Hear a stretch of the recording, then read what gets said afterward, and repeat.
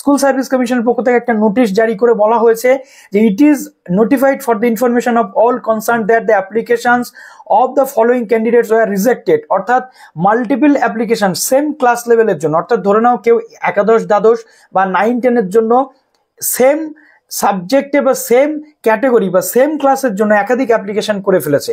Like ধরে নাও কেউ 9-10 জন্য বাংলাতে, ইতিহাসে বা অন্য কোনো কিছুতে বা এক বাংলাতে 3বার অ্যাপ্লিকেশন করে ফেলেছে। এই সমস্ত কিন্তু ছিল টেকনিক্যাল গ্লিচ।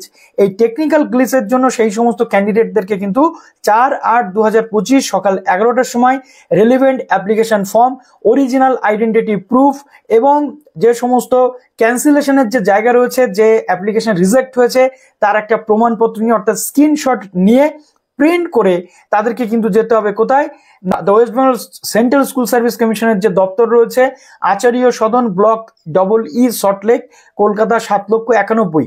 এই ঠিকানাটা কিন্তু তোমাদেরকে যেতে হবে সকাল 11টার মধ্যে।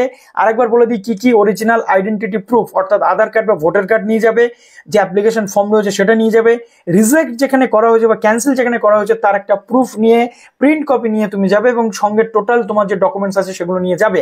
তো এখানে কিছু ক্যান্ডিডেটের নাম রয়েছে, যেমন আব্দুল আজিম শেখ, আরাত্রিকা পাল, অরিজিৎ কুলিয়া, বিলকিস খাতুন থেকে শুরু করে এই যে ক্যান্ডিডেটের নামগুলো রয়েছে এই ক্যান্ডিডেটগুলোকে কিন্তু যেতে বলা হচ্ছে।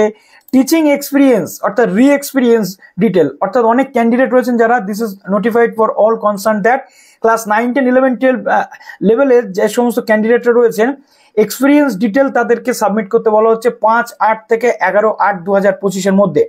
অর্থাৎ এখানে অনেক ক্যান্ডিডেট ছিলেন যারা কিন্তু এক্সপিরিয়েন্স ডিটেলটা ঠিকঠাকভাবে শেয়ার করতে পারেননি।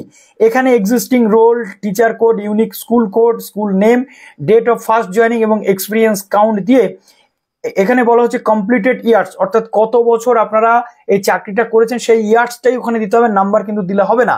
তো অনেকে এক্সপিরিয়েন্সের জায়গাতে ভুল করেছেন, সেই পুরো সিস্টেমটা আবার যাতে আপনারা করতে পারেন তার এডিট অপশন কিন্তু দিয়ে দিল স্কুল সার্ভিস কমিশন। নাম এডিট করা যাচ্ছে, ডেট অফ বার্থ আর জেন্ডার এডিট করা যাচ্ছে, কিন্তু নাম যাদের একরকম আছে আপনারা ফটো উইথ সিগনেচার, সেই অন্য নাম বা অন্য কোনো যে সারনেম দিয়ে দিয়েছেন ভুল করে, সেই তাদের কিন্তু কোনো রকম ভাবে চেঞ্জের জায়গা আসছে না।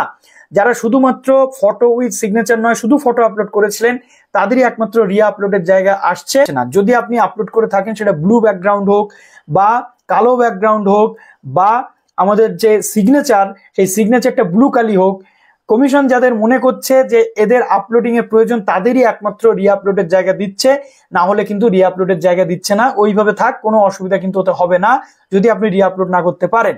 আদারওয়াইজ আপনি কিন্তু এই এসএসসি ভবনে যেতে পারেন, তারা কিন্তু সেখানে গেলে প্রত্যেকের সমস্যার সমাধান করে দিচ্ছেন আলাদা আলাদা ভাবে। যে প্রত্যেকে নিজেদের ড্যাশবোর্ডটাকে একবার চেক করে নেবেন এডিট অপশনে গিয়ে যে আপনি রি আপলোডের অপশন পাচ্ছেন কিনা। যদি অপশন পান তাহলে আপনি রি আপলোড করবেন, না হলে রি আপলোডের যদি জায়গা না থাকে তাহলে রি আপলোড কিন্তু করার দরকার নেই।